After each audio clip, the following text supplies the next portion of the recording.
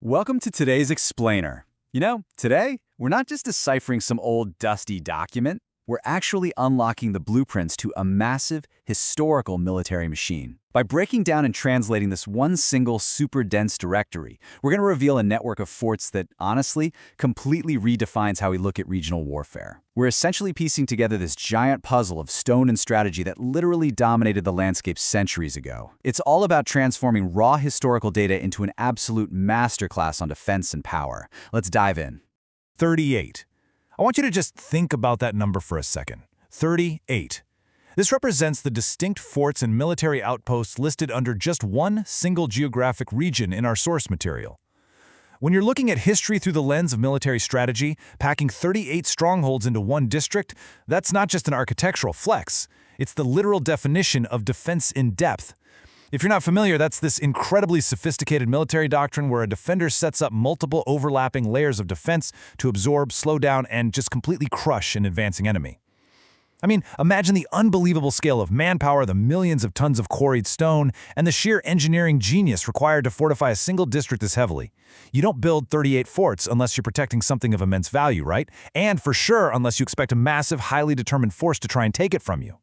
Our raw intelligence for today is a really dense 5-column roster written entirely in Hindi. Now, at first glance, yeah, it might just sound like a standard index, kind of a simple list of regional names. But as we systematically translate and organize these columns together, you're going to see that this is actually an intricate web of regional military might. Every single line of text here represents garrisons of soldiers, armories, supply depots, towering fortified walls. So we're going to decode this roster, entry by entry, to reconstruct a military infrastructure that was purpose-built to completely control a massive swath of territory. The single word crowning the text, Ajmer, that sets our regional stage. In military history, highly fortified choke points usually guard something incredibly valuable, and Ajmer's staggering concentration of forts just screams out its strategic importance to ruling empires. This region, it wasn't just some random spot on the map, it was a vital geographic gateway. We're talking a key junction for really lucrative trade routes and a highly critical buffer zone between warring kingdoms. Basically, to hold Ajmer was to hold the keys to the entire wider region. Because of that, it required relentless, heavy militarization. You needed an absolute iron grip to maintain control, and as this document proves, that grip was secured by heavily armed garrisons scattered across the entire landscape. All right, let's get into Section 1, Forts of Historical Titans. The very first two entries on this list hit with just immense historical gravity: Akbar's fort and Prithviraj Chauhan's fort. Having command centers bearing the names of such eponymous titans of history, well, that tells us exactly what kind of military arena we're stepping into here. These definitely weren't just quiet, anonymous defensive walls meant to scare off a few local bandits. No way. These were the primary staging grounds for massive imperial armies. Forts of this magnitude, especially tied to legendary conquerors, were designed to project absolute power. They housed the most elite guards, they commanded vast resources, and they essentially acted as the central nervous system for these huge military campaigns that swept through the district. So just the mere presence of these two titans side by side in this roster, it really hints at a region defined by earth-shattering sieges and just a continuous clash of empires over centuries. Moving on to Section 2, the Ghars of Ajmer. So, as we scan through the transliterated document, a really obvious repeating suffix emerges: Ghar. In this roster, the transliteration is essentially acting as our translation, because that suffix Ghar serves as a crystal-clear, undeniable linguistic marker for a fort or stronghold. But what does a Ghar actually mean in the brutal physical reality of historical warfare? Well, it's a very intentional, purposeful architectural footprint. It is a garrison built strictly to house troops, store highly volatile munitions, and withstand grueling, protracted sieges. When a location earns that title of Ghar and means the terrain has been fundamentally altered for violence and defense, we're talking thickened walls, strategic vantage points, heavily secured water sources. Actually, it's more like every Ghar is a machine built specifically for survival. Locations like Govangard, Rupangard, and Taragard, they establish this rhythm of fortress nomenclature scattered all across the region. When we map out these 9 specifically designated forts, we really have to look at how they interacted with one another. Because these garrisons, they definitely didn't operate in a vacuum.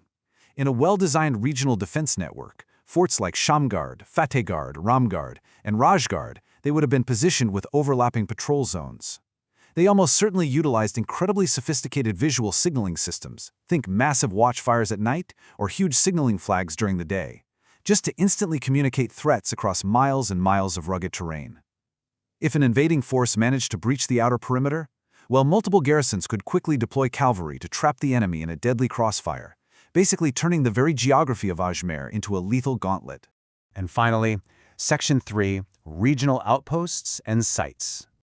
Okay, so sites like Saur, Talonia, and Kadida, they form the next really vital tier of this defensive web. Along with Bandonwara, Tasuk, Jamola, Arai, Pandarwada, and Kelu, these secondary sites likely operated as early warning outposts, or maybe they secured localized supply lines. Now, in grand military strategy, those massive command centers we saw earlier, they are practically useless if their soldiers starve. So these regional outposts were absolutely critical for feeding the larger forts during a long, drawn-out siege.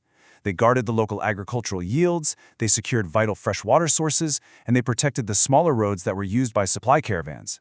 Basically, they were the logistical anchors that kept the entire war machine of Ajmer functioning under intense pressure. The logistics required to maintain a network this vast are honestly just staggering.